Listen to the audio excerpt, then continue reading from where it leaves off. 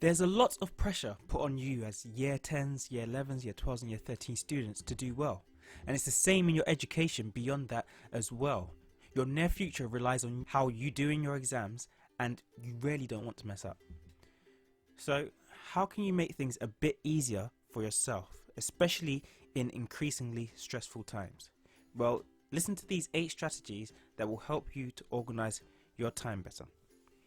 So hi everyone, my name is Nathan Hawthorne. I'm an artist and teacher, here to give you some help and advice on how to succeed in your GCSEs and beyond. So in this video, I'm going to be focusing mostly on GCSE and A-Level students, but this applies to people of pretty much any age, to be honest. So you university students and you grown-ups, pay attention too. So the first thing you have to do is create a timetable. You need a timetable with time dedicated to each of your subjects. In the comment section below is a link to a spreadsheet with a timetable in it that I took time preparing for you, that you can use to organise yourself and input all the different important things that you need. It's got separate sections for term time, for holidays, and even quarantine and isolation. And you can plan for all those different situations and switch between them as needed. Now this should help you to organise your time so you can study for all your subjects and plan for other events in life as well. Notice also that on that timetable I've put in your school lunchtime as a slot as well, a slot where you can put things, and that brings us to number 2. So strategy number 2, make use of dead time. Now I call it dead time because these are the weird gaps of variable length in between larger events throughout your day. So these are the lunch times, the bus or train journeys, or that small gap between getting home and getting on with your homework. Those things are dead time. So if you've got flashcards, consider them while you're on the train. Do some artist research on your phone when you're chilling with your friends at break time. If your art teacher allows you to work during lunch times, why not set aside a few lunch times each week to get some artwork done? Make use of this time and you get an extra hour or 2 of productivity in each day. Number 3, prepare some of your choices beforehand.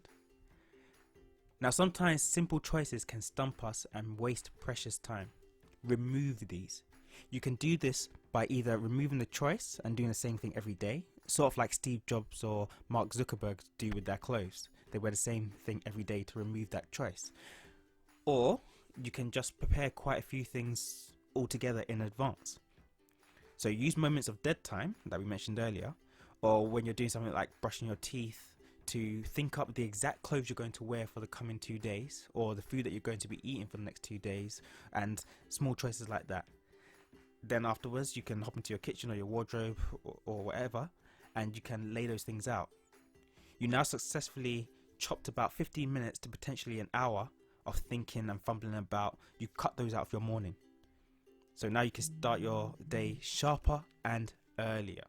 And there's also an easy choice you can make right now. You can subscribe and like this video for more tips, advice and tutorials, and set yourself up for a great future in education. So now on to number 4, use reminders. So allow post-it notes or phone reminders to be your friend. Never forget a thing, because the command to remember it is always in front of you. So something quick, something simple. Many of you do it already, do it more. Number 5, use people. So tell your family and friends what you want to achieve.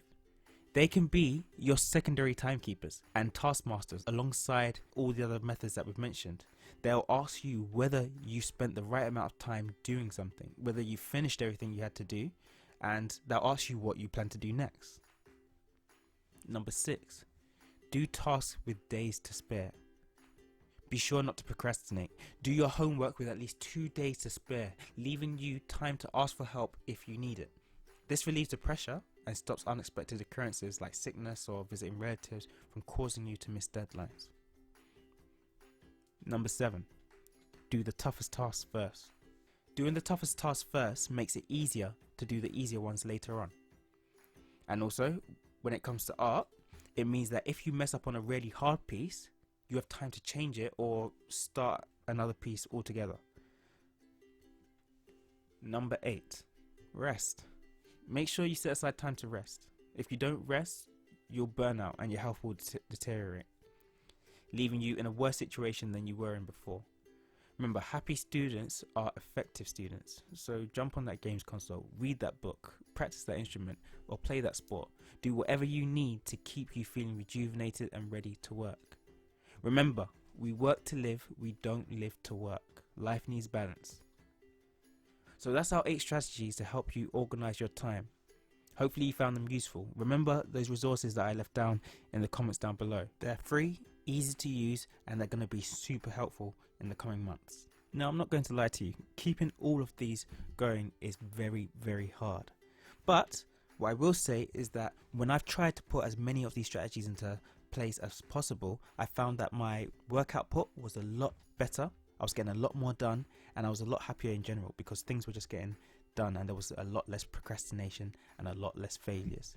So try it out, maybe a few at a time, or maybe if you're eager for it, try all 8, as long as you're doing something to improve your organization and therefore improve your chances at success. So let me know after you've tried it out how they went. Let me know how you used the template, and also if you have any ideas of your own, any other methods of organization, please feel free to drop them in the comments down below. That's all for now. Until next time.